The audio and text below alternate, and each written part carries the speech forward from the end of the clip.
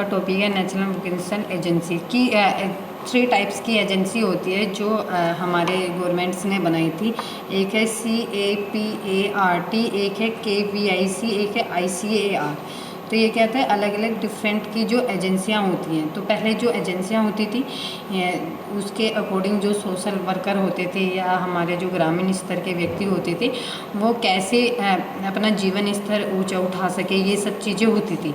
तो इनके लिए क्या होता है, तो ये क्या होती है, एक स्वयंसेवी संगठन होता है जिसके अकॉर्डिंग व्यक्ति कार्य करता है। और जो ये संस्थाएं होती हैं जो उसके रूल्स होते हैं कि किस किस पर ये संस्थाएं ओपन की जाती हैं और ये बाय फ्यूचर किस लिए काम आते हैं, तो ये बताई गई थी।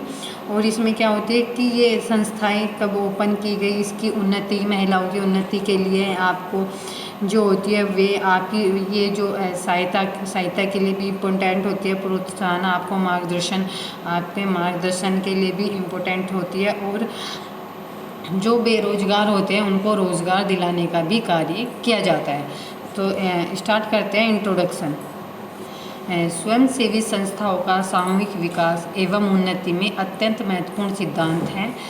संयुक्त राष्ट्र अमेरिका में स्वयंसेवी संस्थाएं 1945 से कार्यरत हैं तथा वहाँ 20,000 से ज़्यादा स्वयंसेवी संस्थाएं सफलतापूर्वक सामुदायिक विकास के लिए कार्य करती है।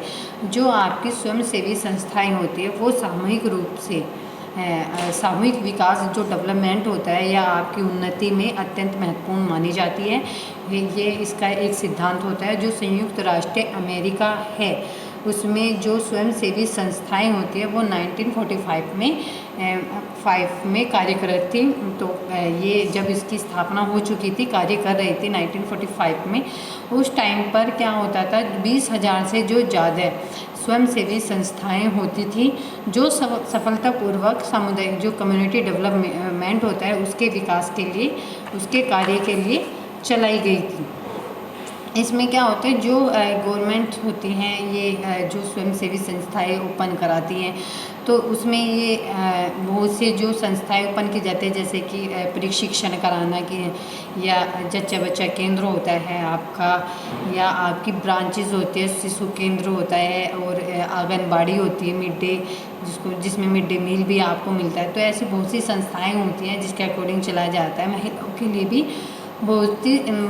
लिए भी बहुत सी संस्थाएं ओपन की गई है जिससे कि उनकी सहायता की जा सके। जो बेरोजगार महिला होती हैं उनको रोज़गार दिला सके, उनको प्रशिक्षित किया जा सके, उनको कुछ वर्क सिखा सके जो लाइफ में उनके लिए काम आता है, जैसे कि सिलाई कढ़ाई बुनाई, ये सब क्या होती है, ऐसी ये स्वयंसेवी संस्थाएं होती हैं जो व्यक्ति को आत्मनिर्भर बनाने का कार्य करती हैं।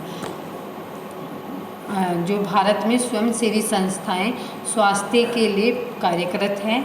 स्वयंसेवी संस्थाएं को मार्गदर्शन, प्रोत्साहन, सहयोग, सहायता, समन्वय स्थापित करने का कार्य करती है।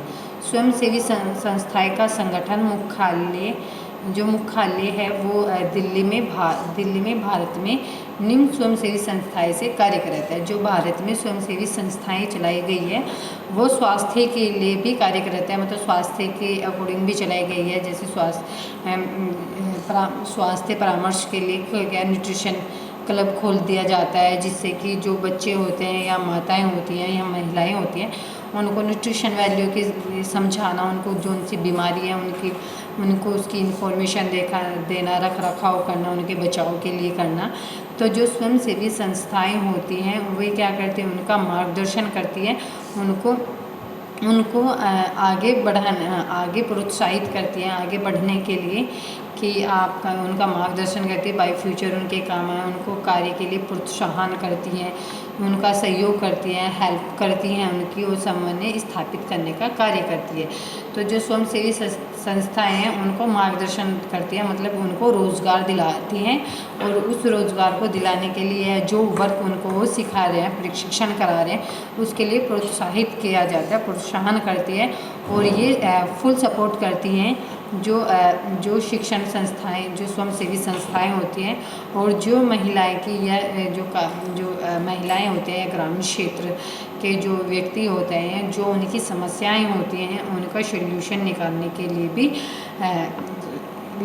जो कार्य करती हैं। तो इसलिए स्वयंसेवी संस्थाएं आज हमारे भारत में बहुत खोली जा रही है। इस स्वयंसेवी संस्थाओं में जो इनका जो संगठन होता है, जो होता है आपका हेल्थ ऑर्गेनाइजेशन बोलते हैं, उसका जो मेन ऑफिस होता है वो दिल्ली में होता है, जो भारत के निम्न स्वयंसेवी संस्थाएं कार्य करते हैं। मतलब जो आपकी संस्थाएं हैं वो जो दिल्ली में उनका मेन ऑफिस होता है हेल्थ ऑर्गेनाइजेशन, उसके अकॉर्डिंग ये सब संस्थाएं खोली जाती है। उनके अकॉर्डिंग ही रूल रेगुलेशन होते हैं, उनके अकॉर्डिंग ही इंफॉर्मेशन दी जाती है। तो जो आपके जो हेल्थ ऑर्गेनाइजेशन होते हैं, जो उसका मेन ऑफिस से ही उसमें कार्यरत होते हैं और उसके ही अकॉर्डिंग जो योजनाएं होती हैं वो स्टार्ट की जाती है। तो जो आपकी फर्स्ट योजना है वो है आपके हिंदू कुष्ठ निवारण संघ की स्थापना। जो इसमें क्या होता है, जो हिंदू कुष्ठ निवारक संघ की स्थापना 1950 में हुई थी। यह संस्था कुष्ठ रोग से पीड़ित व्यक्तियों के लिए आवश्यक कार्य करती है। यह संस्था जहां एक ओर कुष्ठ रोगियों को तथा स्वयं सहायता प्रदान करती है, वहीं दूसरी ओर वह संस्था कुष्ठ रोगों के लिए हर संभव उपाय करती है। यह संस्था जनसाधारण को कुष्ठ रोग से संबंधित संपूर्ण जानकारी प्रदान करती है, प्रदान करने का महत्वपूर्ण कार्य करती है। और यह कार्य पोस्टर, मैगजीन, फिल्म और चलचित्र के माध्यम से किया जाता है। मतलब जो आपका कुष्ठ निवारण होता है उसकी जो स्थापना की गई थी वो 1950 में की गई थी, क्योंकि जो ये संस्था होती है इसमें कुष्ठ रोग से जो पीड़ित व्यक्ति होते हैं उनके लिए आवश्यक कार्य किए जाते हैं। उन रोगियों के लिए, कुछ जो रोगी होते हैं उनके लिए हर संभव रोगी के हर संभव सहायता प्रदान की जाती है। ये संस्था हर संभव कार्य संपन्न कराती हैं। और वहीं दूसरी ओर क्या करती हैं, ये जो संस्थाएं होती हैं कुष्ठ संबंधित जो इनकी जो वो होती हैं उपाय बताए जाते हैं कि उनका उपाय कैसे करना चाहिए या कैसे इससे बचना चाहिए। जो इनके लिए उपाय बताए जाते हैं। और इसमें जो जनसाधारण कुष्ठ रोग से संबंधित जो कुष्ठ रोग से इन्फॉर्मेशन होती है जो आम व्यक्तियों को दी जाती है, उनको वो प्रदान करने का कार्य भी हिंदू कुष्ठ निवारक संघ द्वारा किया जाता है।